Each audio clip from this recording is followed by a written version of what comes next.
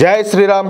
అందరికీ నమస్కారం. Welcome to news అఖండ. నేను మీ కస్తూరి శ్రీధర్. మిత్రులారా, మన భారతదేశం దెబ్బకు ఏది ఉగ్రవాద దేశం ఎటువంటి పాకిస్తానో వల్లకాడుగా మారిపోతుంది. ఈ న్యూస్ చూడండి ఒకసారి, సూపర్గా ఉంటుంది. అంటే ఏమే మొత్తానికి పాకిస్తాన్ మీద ప్రకృతి కూడా పగబట్టేసింది. ఈ ఉగ్రవాద దేశం ఎటువంటి పాకిస్తాను ఇప్పుడు భారీ కరువు కొరలో చిక్కుకుపోయిందనమాట.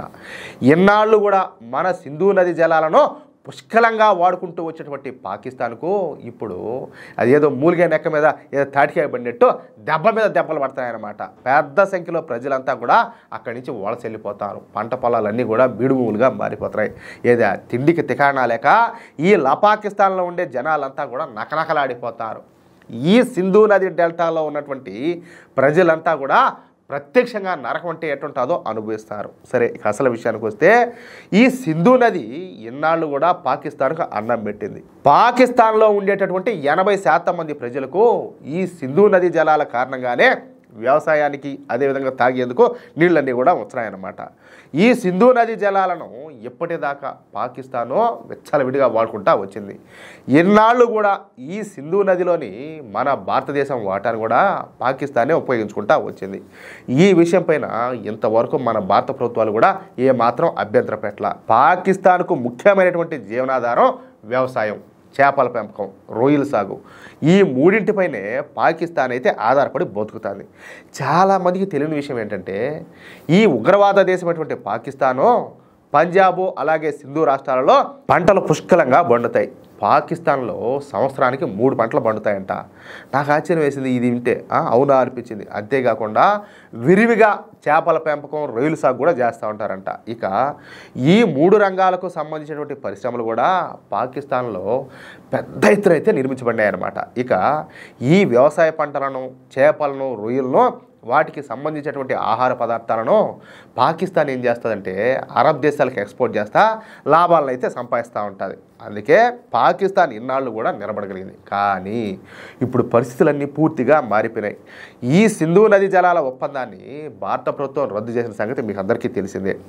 ఈ పెహల్గామ్లో జరిగినటువంటి తీవ్రవాద దాడి తర్వాత మన నరేంద్ర మోడీ ప్రభుత్వం ఈ సింధు నది జలాలను పాకిస్తాన్కి వెళ్లకుండా అడ్డుకునింది.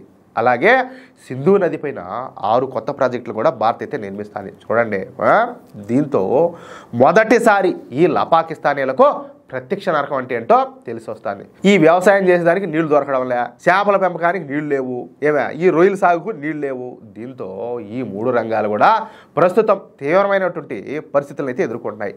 ఈ 3 రంగాలు ఇప్పుడు దెబ్బతిండడంతో ఇక పాకిస్తాన్లోని వ్యవసాయ ఆధారిత పరిశ్రమలకు పని లేకుండా పోయింది.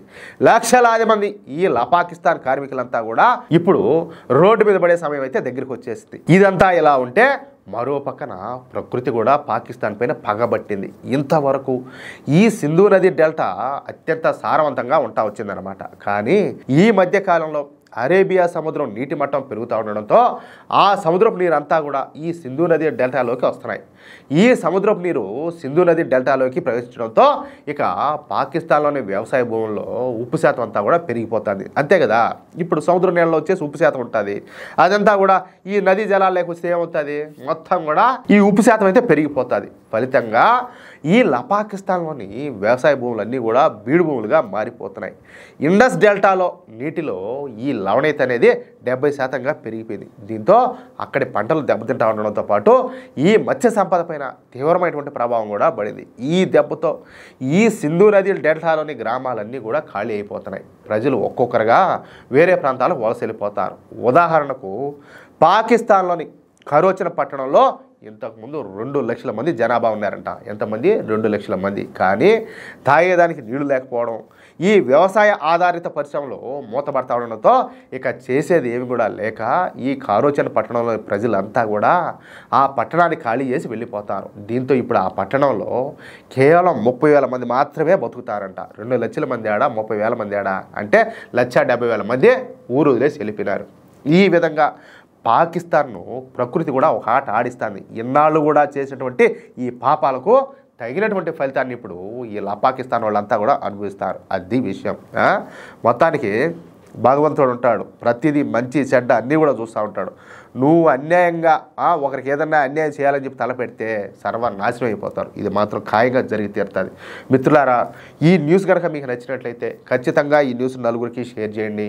అదేవిధంగా ఈ వీడియోకు సంబంధించి మీ యొక్క అమూల్యమైనటువంటి అభిప్రాయాలను స్పష్టంగా కామెంట్ రూపంలో తెలియజేయండి. అలాగే ఇంతవరకు మీరు కనుక మన ఛానల్ను సబ్స్క్రైబ్ చేసుకున్నట్లయితే ప్రతి ఒక్కరూ కూడా మన ఛానల్ను సబ్స్క్రైబ్ చేసుకోండి, సపోర్ట్ చేయండి ప్లీజ్. జై శ్రీరామ్, జై హింద్.